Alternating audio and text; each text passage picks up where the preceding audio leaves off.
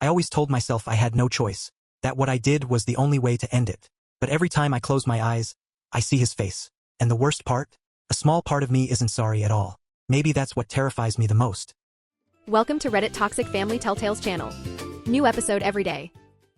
The principal called me into his office one morning. His tone strangely casual at first. Hey, is your bus stop still number 67? They switching the routes or something?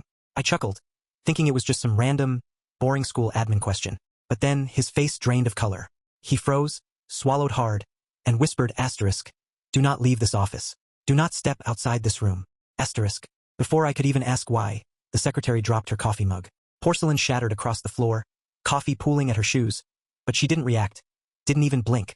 Her hands shook as she fumbled for the phone, dialing with frantic precision. And then I heard it. My mom's ringtone buzzing in my pocket, over and over, louder with every call. I reached for it, but Healy, the principal, grabbed my arm, his grip almost desperate. "What is going on?" My voice cracked higher than I wanted, trembling.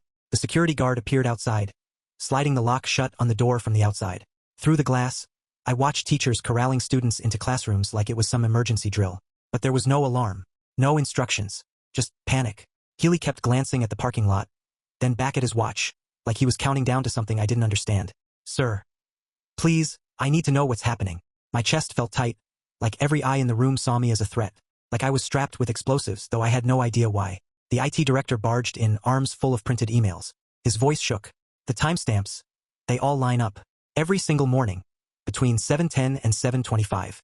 The way he said it made my skin crawl. He shoved the papers into Healy's hands, who flipped through them quickly, his face getting paler with each page. And then bam, the door flew open.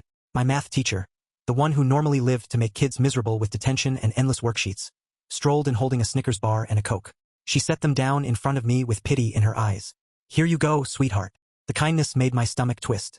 Yesterday she hated me. Now she was looking at me like I was terminally ill. Healy was at his computer, typing furiously. "Do you have siblings at other schools?" "No," I said quickly. "Just me." "But seriously, someone tell me what this is about." The janitor rolled by the office window again, mop bucket squeaking along. Only he wasn't mopping. Not once. He just kept sneaking glances inside, pretending to check his supplies. Meanwhile, my phone buzzed nonstop. I could see my mom's messages flashing across the screen, all in all caps, one after another. A police officer came in, heading straight for Healy without even acknowledging me. His words landed like a punch. Asterisk. "We need all the students who wear blue backpacks." Asterisk. I froze, looked down. My old blue JanSport sat right by my chair. My stomach dropped so hard I thought I might be sick. The secretary whispered into her phone about canceling the Delaney Park field trip. Something scheduled next month. That made no sense. Everything felt surreal, like the whole school was warping around me while I sat there helpless. By now, 3 teachers stood guard outside the office, stiff and silent. None of them would meet my eyes. The officer's radio hissed. "Vehicle moving from Cedar to Chestnut Street. Red Hyundai." Even the janitor stopped his fake cleaning to listen. The secretary froze, fingers hovering above her keyboard. A folder slipped from someone's hands, scattering photographs across the floor. My eyes darted down, pictures of backpacks taken from strange angles. Different colors, different kids. Before I could pick one up, Mrs. Betty appeared. The same teacher who'd given me detention for chewing gum last week now stood there with tears in her eyes. "How's your family, sweetheart? Everyone okay?" I couldn't answer. My throat was dry, my brain spinning. Yesterday she loathed me. Today she looked like she was about to hug me. The room tilted again when Healy spun his laptop toward the officer. The man gasped. "It's all the morning kids." His whisper chilled me. Every single one. He tracked them. Their patterns. Healy grabbed my hand, his grip firm. "That's your stop in these photos, isn't it? Bus stop 67. You're always there around 7:15. I nodded slowly, too scared to form words. He darted back to the window, scanning the lot again. But I'd had enough. My chest was burning with questions. So when he turned away, I yanked the laptop toward me. And that's when I saw it. Folder after folder. Dozens, hundreds of photos. All taken at bus stop 67. All stamped 7:10 to 7:25 a.m. And in every single one, circled in red ink, my blue backpack. Healy's voice dropped. "He's been watching you for 18 months. Mr. Clancy." The name made my blood run cold. That creepy substitute teacher from last year. The one who only lasted a week before disappearing. The one who always offered girls extra tutoring. Healy clicked deeper into the folders. Photos of me waiting at my stop. Photos of my house. My bedroom window, circled and marked with arrows. Notes about the broken gate in our backyard. The one Dad kept putting off fixing. This man had been studying us, mapping us, like we were lab rats in his twisted experiment. And his plan, clear as day now, He'd been waiting for the perfect moment to take me. They promised I was safe. They told my parents Clancy would never come near me again. For 2 weeks I let myself believe it. But then came the gut punch. The charges were dropped. Clancy was released. Because, get this, asterisk taking photos isn't illegal. Asterisk not if you can't prove intent. And that's when everything inside me snapped. 1 month after I first saw those photos, I sat in my car outside the courthouse for 3 long hours, hands gripping the wheel, watching people walk in and out. Finally, he appeared. Clancy, strolling out with his lawyer, shaking hands like they just signed a business deal instead of laughing in the face of justice. My knuckles whitened against the steering wheel. But my hands weren't shaking anymore. Not like before. Because I already had a plan. The idea had been burning in me since the prosecutor explained why the charges were being dropped. That loophole was my breaking point. So I started the car. Followed Clancy's beat-up Toyota at a distance. Watched him stop for gas, buy cigarettes and an energy drink. And all the while, I sat there taking pictures of him, just like he had done to me. 20 minutes later, I pulled into Trudy's driveway. She opened the door before I even knocked. She'd been waiting at her window since I texted her that Clancy was free. One look at her face told me everything.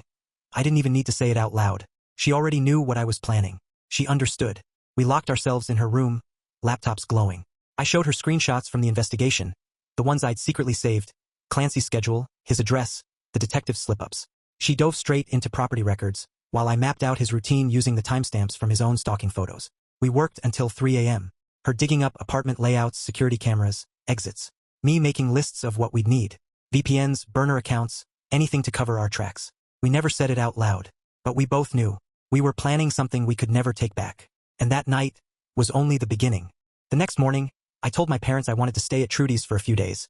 Said I'd feel safer being away from the house now that Clancy was out. Mom hugged me so tight it almost hurt, whispering over and over, asterisk, are you sure you'll be okay? Asterisk Dad promised he'd finally fix the back gate he'd been ignoring for 2 years. Like that was going to make everything better. They bought it. They thought I was still the same scared, fragile girl from a month ago. The one who just wanted to hide and heal. But that wasn't me anymore. Not even close. I packed dark clothes into a duffel, told them I'd check in daily, and played the role my therapist had written for me. Asterisk give her space. Let her process. Asterisk they didn't realize I was counting on it. Trudy picked me up in her mom's gray sedan instead of her bright yellow bug that everyone knew from the senior lot. We looped past Clancy's apartment complex 3 times, noting his beat-up Toyota, watching the lights flick on at 6 p.m. when he got home. The complex was practically inviting trouble. No security, a broken gate that never shut, visitor parking wide open. We tested routes, how long it took to get from his place to mine, to school, to the bus stop where he'd photographed me over and over. On the second drive-by, he stepped out to smoke on his balcony. I lifted my phone and took photos of him, the way he had done to me for 18 months. Perfect reversal. Trudy logged his routine. Lights off at 11. Back on at 5 when he left for work. The next day we tailed him 2 towns over to a hardware store, where he was stacking shelves like a ghost of a man. I disguised myself with a baseball cap and sunglasses. Walked right past him in aisle 3, heart pounding in my throat. At the register I bought zip ties, duct tape, and a tarp with cash, asking the manager about their cameras like it was idle chit-chat. He told me footage was erased every 72 hours. Perfect. Later we followed him again, this time to a storage facility on the edge of town. He stayed exactly 1 hour. Trudy kept the engine running while I sweet-talked the manager, Sean, 25, all smiles when I batted my eyes.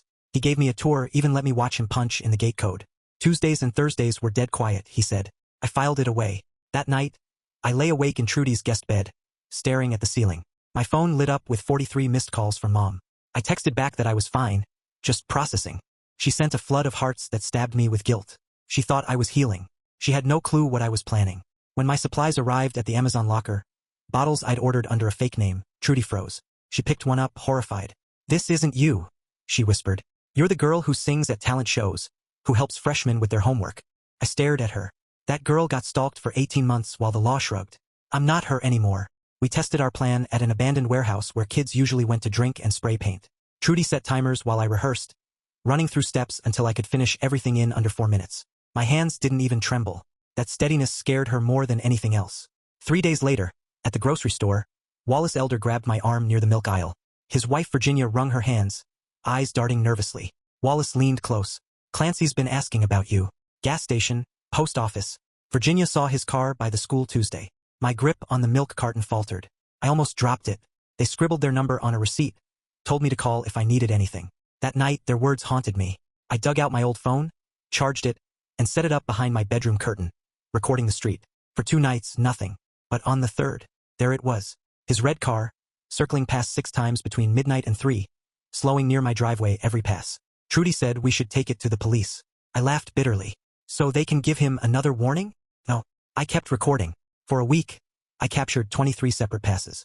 Sometimes he parked at the corner for 10 minutes. I saved the footage to flash drives, hiding them in different spots. Then I started laying bait. I posted on Facebook about visiting a cousin in Denver. I don't have a cousin in Denver. I had a loud phone call with mom about joining track. Window wide open. I posted on Instagram about going to the mall. Every lie was a test. And he fell for all of them. Trudy spotted his car in the mall lot Saturday, just like I'd hinted. 2 weeks in, I struck gold. I called the hardware store pretending to be his niece. One of the cashiers spilled his schedule.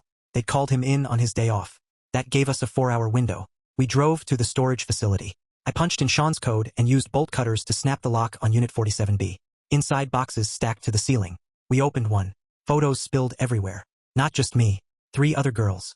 All our ages. All stalked without knowing. Trudy snapped pictures while I planted the bottles I'd bought. I shoved them deep in a corner. Just obvious enough to be evidence if cops ever searched. One photo hit me like a brick. A girl from Riverside. The one who'd gone missing 2 years ago. Then reappeared days later but never said what happened. My stomach lurched. He'd been at this for years. We put everything back. Gloves and hairnets on. Replaced the lock with an identical copy. In and out in 37 minutes. That night, at the library, I created a burner Gmail. Sent detailed tips about Clancy's unit to 3 different police departments, including Riverside. I mentioned the missing girl, gave the exact unit number. From the coffee shop Wi-Fi, I sent another tip from a second account. 2 days. Nothing. He was still circling my house. So I pushed harder. From a burner phone, I called 911, made my voice older. I'm Clancy's neighbor. I hear screaming from his apartment. Hung up before they could ask questions. Minutes later, I watched from across the street as police knocked on his door. They stayed an hour, left empty-handed. But he was rattled. He stopped driving by for 3 nights. On the 4th, Wallace texted me a video from his doorbell cam. Clancy hauling boxes upstairs, nervous, darting glances. 7 trips. He'd emptied the storage unit. By Friday, I knew his routine by heart. After work, he always hit Murphy's bar. I waited until I saw him inside, sitting at his usual spot. The place was dead, just a few guys watching the game. I pulled Dad's cap low, slid 3 seats away. When he went to the bathroom, I moved. A packet dissolved into his beer in seconds. Nothing lethal, just something that would trigger in a blood test. He came back, drank it down. 20 minutes later, sweat beaded on his forehead. He swayed, vomited across the bar. The bartender called an ambulance. At the hospital, they found the substance. The detective called me the next morning. I sobbed, told him I'd been at the movies with friends. Ticket stubs in hand. Clancy filed a report, saying someone was trying to poison him. But the detective from my case? He thought Clancy was just looking for attention. That night, Trudy found me scrolling a GPS tracker website. She broke, sat on my bed, crying. We're becoming just as bad as him. Worse. Her mom had started asking questions. I told her she could walk away, but I wasn't stopping. The law had left me no choice. She packed up the supplies we'd hidden in my closet and left without a word. Working alone didn't scare me. If anything, it sharpened me. I used a voice changer, called the hardware store from a burner phone, whispered that Clancy would pay for what he did. The manager reported it. Clancy got more paranoid. Showed up late, left early, constantly looking over his shoulder. Finally, the police got a warrant for his storage unit. Found it empty except for the bottles I'd planted. Suspicious enough to test. While they wasted time on that, I learned how to break into his car from YouTube. Gloves on, hood up, sweat dripping down my neck. I slipped the GPS tracker under his seat. Now I saw everything. Every stop. Every late-night drive past my house. 11:30 sharp. Like clockwork. But I made sure I was always somewhere else. On camera at the grocery store, gas station, or coffee shop. My parents thought I was getting better. Staying busy. What I was really doing. Building alibis. Clara, my victim advocate, showed up one morning. She studied me too closely. Asked if I was planning anything reckless. I cried on cue, told her how scared I was. She hugged me. Promised she'd push for more protection. The second she left, I checked the tracker. Clancy was at Murphy's, ranting to strangers at the bar. Later, a classmate told me he was telling everyone I was framing him, that I was some kind of evil genius. No one believed him. He was unraveling, dangerous, and for the first time, everyone else could see it too. For the next 2 weeks, the GPS app might as well have been glued to my hand. Every morning, I'd wake up and trace Clancy's footsteps from the night, before like I was studying for an exam I absolutely had to ace. He had a rhythm, predictable, almost comforting in its creepiness. Mondays, the laundromat on Maple around 8. Tuesdays and Thursdays, grocery runs, same time, same cart, same aisle. Wednesdays, parked outside the library for hours like he was studying the concept of normal through the windshield. I started ghosting his routine, arriving about 10 minutes after he left each place. At the laundromat, I told the owner I thought someone had been following me there. I kept my voice wobbly. eyes darting to the door. She remembered him immediately, said he'd been staring at girls while they folded their jeans.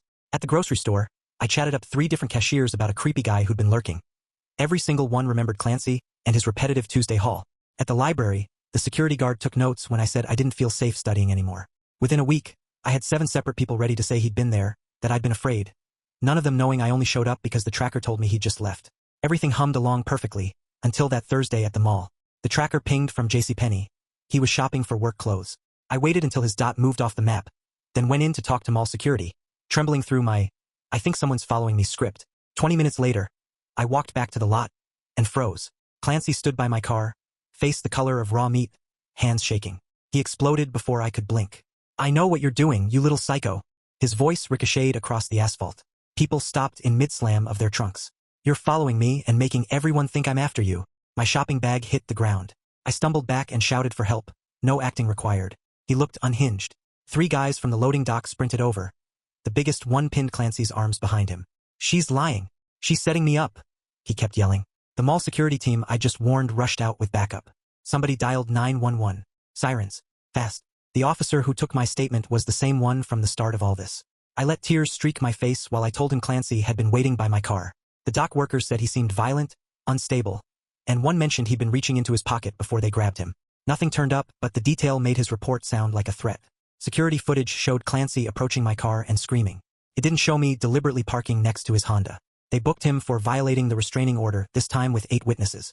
While they loaded him into the squad car, he kept insisting someone was framing him. The officer just shook his head. Stalkers always claim that. He stayed locked up 3 days before the bail hearing, which gave me more than enough time to pay his apartment a visit. I'd found his spare key weeks earlier, taped inside his mailbox. Wallace Elder saw me head in but didn't say a word. Probably assumed I was a girlfriend. The apartment smelled like old pizza and laundry that lost a fight. I wore gloves and a hairnet under a tight bun. His journal sat right on the desk like a dare. The first entry was 2 years ago, about a girl named Ashley from his old job. Then pages and pages on me, starting at the talent show. He wrote about my voice, the blue dress I wore. He mapped my bus route, clocked my schedule, drew diagrams of my house with measurements, labeling entry points like he was sketching blueprints. I photographed every single page on my burner phone. The last entry, yesterday, was a paranoid rant. Someone was harassing him. Everyone was out to get him. Nobody would listen. I put everything back exactly as he'd left it, locked up, and disappeared. The prosecutor called my parents the next day with a plea offer. 6 months in county, psychiatric treatment, extended probation. Dad was furious it wasn't more. The prosecutor said it beat rolling the dice at trial. Clancy refused. His lawyer muttered about entrapment, about mysterious forces orchestrating events. The prosecutor asked for proof. The lawyer had nothing but Clancy's spiraling monologues. So I widened the lens. At the coffee shop, I mentioned getting weird calls with nothing but breath on the line. At school, I told teachers I kept seeing the same car behind me. At the grocery store, I asked the manager about extra cameras because I felt unsafe. I never said his name. I didn't have to. People connected the dots. Suddenly the whole town was watching for him, reporting sightings. A community on alert, free security system. Sunday night, Trudy showed up at my door, eyes rimmed red. She couldn't stay away. We didn't talk about the warehouse or the unit or anything we'd done. We just got to work building perfect alibis. We studied at the library under cameras from 6 to 10. We ate at the 24-hour diner until the waitress knew our usual order. Every time Clancy claimed someone called him 40 times or followed him home, I had proof I'd been somewhere bright, loud, and recorded, smiling over French fries with Trudy. The police searched his apartment the next week and found the journal. They also found a box of printed photos under the bed, me and 3 other girls, including one who'd gone missing 2 years back and turned up days later without saying what happened. The detective called it an escalating pattern of predatory behavior. The other girls were contacted. 2 remembered seeing him around their schools. 1 family wanted charges, too. Momentum piled up, exactly as planned. Clara referred me to a therapist, Dr. Dickerson, a specialist in stalking trauma. I told her about nightmares, hypervigilance, the way I jumped at engine sounds. She wrote careful notes about my excellent progress and healthy coping. After 3 sessions, she said I was remarkably resilient.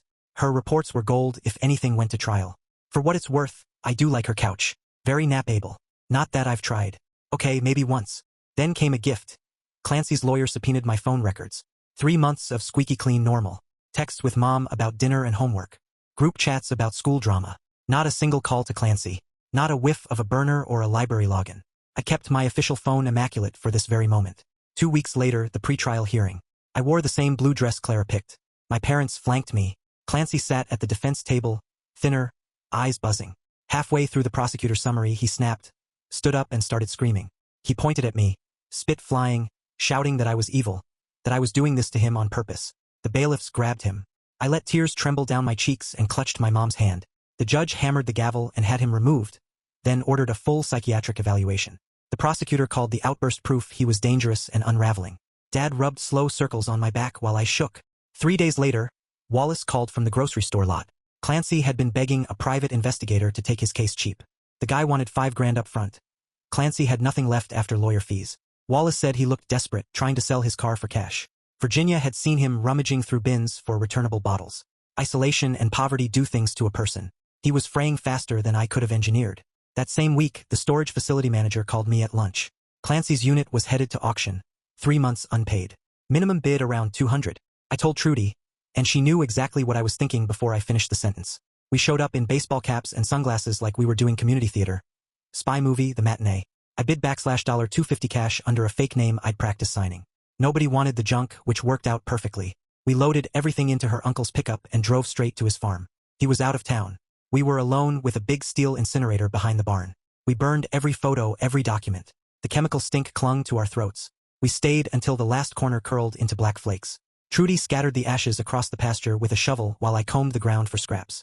Nothing survived. Monday morning, Detective Williams knocked to clarify the timeline. He flipped through a notebook packed with dates. Where was I the night Clancy claimed he got 37 calls? I showed him the library attendance sheet, signed by the librarian. What about when someone supposedly followed him home? I pulled up Instagram photos from Trudy's birthday dinner with timestamps. The storage unit? I blinked like I didn't even know he had one. Every answer was smooth because we'd rehearsed this conversation 50 times. He studied my face, searching for cracks. I stayed steady. After an hour, he left. Not satisfied, but empty-handed. 2 weeks later, the psych evaluation landed.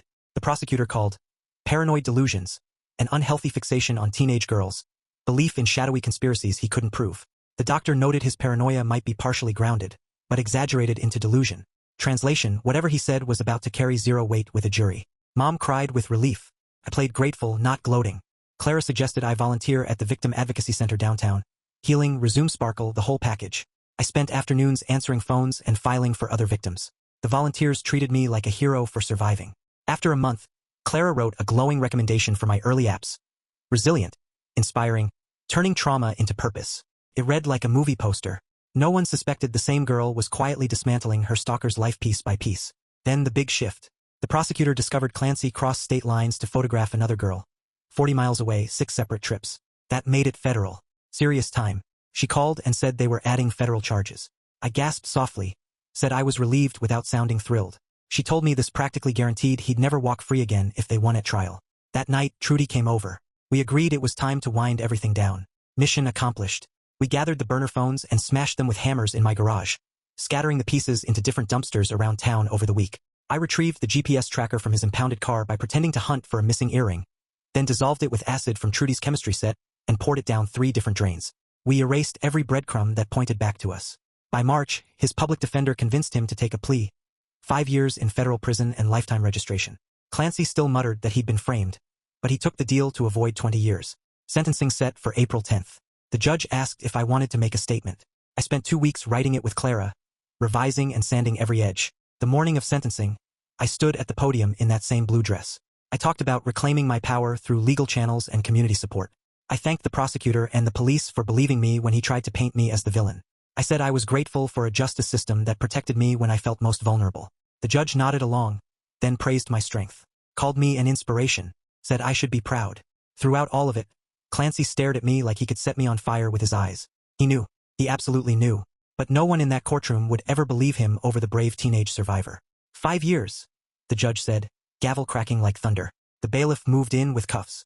Clancy's lawyer, a tired man in a tired suit, shuffled over to my family to mumble about suspicious circumstances and maybe appealing. Dad stood up, dropped our family attorney's name, Eric Lacier, the one who handles the big cases, and mentioned we were ready to file for harassment if they kept poking. The color drained from the lawyer's face. He backed off. And just like that, the last thread from Clancy's side snapped. No more calls. No more messages. No more anything. And for a minute, it felt like the end. At least, that's what I told myself until the next thing happened. 2 weeks later, I sat in front of my laptop, blinking at the email like my eyes were trying to carve it into memory. State University? Early admission. Partial scholarship. A note from the committee saying my essay made them cry. Turning trauma into purpose? An advocate for other victims. All those phrases people love to put on brochures. If they only knew. If they read between the lines and realized the justice I wrote about didn't happen inside a courtroom. Would they still clap? That night, Trudy came over and we ended up sitting in my car in the driveway for 3 straight hours. Engine off. The dash clock glowing that soft blue. She kept picking at the steering wheel cover, rolling the seam between her fingers until little threads frayed loose. We talked through everything, every step, every choice, every what if we'd swallowed. She said this had to be the last time we ever spoke of it, like the words themselves were toxic and would spread if we let them breathe. In the dashboard light, her face looked older, like 5 years got added while we weren't paying attention. You saved yourself when nobody else would, she whispered. And maybe that makes the guilt worth carrying. We hugged and held on too long, as if length could fix anything. Then she slipped out, walked to her car, and didn't look back. 3 nights later, I woke up sobbing so hard I couldn't catch a full breath. My chest clenched. My throat burned. It felt like drowning on dry land. Mom was there in seconds, wrapping me up, rocking us both like I was little again. It's okay, baby. What he did would haunt anyone. Crying is normal after all you've been through. I let her keep that version. Let her believe my tears belonged to the girl who'd been stalked. I couldn't tell her the truth. I was crying because I'd become someone who could dismantle a man's life piece by piece and never hesitate. 2 weeks later, when she found me in tears again, she didn't ask questions. She just held me until the storm passed. A local news station called next, wanting an interview about recovery. The reporter had perfect teeth and hair stiff enough to stop a breeze. We sat in our living room while the cameraman fiddled with lights and white balance. She asked how I was healing, and I talked about community support and the justice system doing its job. She asked what I'd say to other victims, and I said to trust the process and lean on the people who love you. That night, the segment aired. Local teens inspiring recovery after stalking ordeal. They played footage of me smiling at school events, and Mom recorded it, posting it on Facebook with a caption about bravery that pulled in hundreds of likes. I smiled for every camera, gave every quote they wanted. Inside, empty. They were applauding a version of me that existed only on TV. Summer blurred, graduation parties, college checklists, Target runs for dorm supplies. 6 months after that morning in Healy's office, I walked past bus stop 67 on my way to get coffee. I stopped, stared at the bench where I used to wait every day, the concrete dusty and warm under the sun. Back then, I'd been totally unaware of the lens trained on me. Now the fear that used to clamp my ribs? Gone. He was 3 states away, locked in federal prison for years. The detective had called last month to say the girls in the photos were being notified, and most were getting counseling. Something good, at least, something clean, had grown out of the mess I'd made. They'd never know how that evidence piled up so neatly. They'd just know it finally counted. At the grocery store, I ran into Wallace near the cereal aisle. He looked at me like a proud uncle. I'm glad you're safe, he said quietly. He got exactly what he deserved. The way he held my gaze made me wonder how much he'd pieced together. He just patted my shoulder and moved on. Virginia waved from the next aisle and mouthed, "Stay strong." And I nodded like we shared a secret that wasn't quite a secret. College started in August, and I stepped straight into the part everyone needed me to play. During orientation, I stood in front of 300 freshmen and delivered a speech about recognizing stalking behaviors and using campus resources. The counseling center asked me to lead a support group. In Criminal Justice 101, my professor used my case as a tidy example of the system working when communities come together. I became the poster child for healing the right way. Legal channels, proper support, polished resilience. And no one in those rooms knew I'd spent months working outside those boundaries. Trudy went to a school 4 hours away. We texted every day anyway. She sent photos of her dorm and her new friends. We told each other about classes and boys and cafeteria food that always tasted faintly like cardboard. But sometimes our phone calls fell into those heavy silences where neither of us said it out loud. Yet both of us were thinking the same thing. She confessed she still had nightmares about cops at her door. Then she'd see my posts about thriving and remember why we'd done what we did. In the spring of freshman year, I was tucked into a library corral when my phone buzzed with a news alert. Clancy was attacked in prison. 3 men cornered him in the showers. He spent 2 weeks in the medical ward. The article said he would recover, but the scars on his face would stay. I read it 3 times, waiting for something. Rage, relief, guilt. But the feeling never came. Just the cool understanding that actions spiral, and sometimes the ripples reach shores you never meant to touch. 2 years slipped by before Parents' Weekend. Mom and Dad wandered campus with me, taking 100 photos like we were collecting proof I'd made it. Mom told strangers how proud she was that I'd turned my experience into helping others. Dad tugged me aside near the dining hall and said, almost shyly, that he finally fixed the back gate at home. I laughed. A real one, bubbling up out of nowhere, at how ridiculous and perfect that sounded. They had no idea their daughter once carried revenge like a second spine. A month later, Clara Haynes called about a conference for victim advocates. You're the perfect example of healthy recovery through proper channels, she said. I agreed to speak, knowing that, even if my private path wasn't what she imagined, maybe my public story would help someone trust a system I'd had to work around. Junior year, I poured myself into every class on stalking laws and victim protection. My thesis advisor kept telling me my writing was Deeply personal and unusually insightful. He had no idea how personal it really was. Graduation came sooner than I expected. I crossed the stage summa cum laude, shaking hands, cheeks aching from smiling. Afterward, Principal Healy, of all people, found me in the crowd. He squeezed my hand and said he'd always known I was stronger than the situation, then mentioned Clancy would still be in for at least 3 more years on the federal charges. I thanked him and realized, standing there in my cap and gown, that I had actually won. Not just the battle for my own safety, but the war over who I would become. The law school acceptance arrived with a full scholarship. The committee wrote about how a survivor-turned-advocate fit their mission perfectly. They had no idea they were welcoming someone who'd taken justice into her own hands when the system blinked. Trudy called screaming with joy the second I told her. We both knew this was the path I was always going to walk. 3 years of law school blurred into casebooks and mock trials and caffeine-fueled nights. Then Trudy got engaged to a guy from work and asked me to be her maid of honor. At the outdoor ceremony, the air smelled like cut grass and vanilla frosting. When I spoke about friendship through dark times, I didn't mention just how dark. Her new husband smiled at me, clueless that the woman beside his bride was the one who helped her burn a monster's playbook. Trudy and I locked eyes, just for a second, and I knew we were thinking the same thing. We made it out. 5 years to the day after Healy locked that office door and the world tilted. My bar results came in. I passed on the first try. A week later, I was hired as a prosecutor specializing in stalking and harassment. My first case, a man who followed his ex, took photos, left notes. I built it clean, every legal tool, every standard applied, every gap filled with evidence that held up even on the worst day. The jury came back guilty across the board. For years, when the judge read the sentence, the courtroom air felt sharp, electric. I walked outside and, for the first time, I didn't feel like I was borrowing someone else's body. The scared girl who stood by bus stop 67 for 18 months is gone. In her place is an attorney who knows exactly where victims break, and how to make sure the law doesn't break with them. I work inside the rules now, but I understand why some people can't wait for justice. Every case I win is for them. For us. For everyone who's ever been told that being watched isn't really a crime. Clancy created a monster when he stalked me. Just not the one he expected. Thanks for watching. Today's train wreck is over, but tomorrow's ride is already on track. Subscribe so you don't miss it.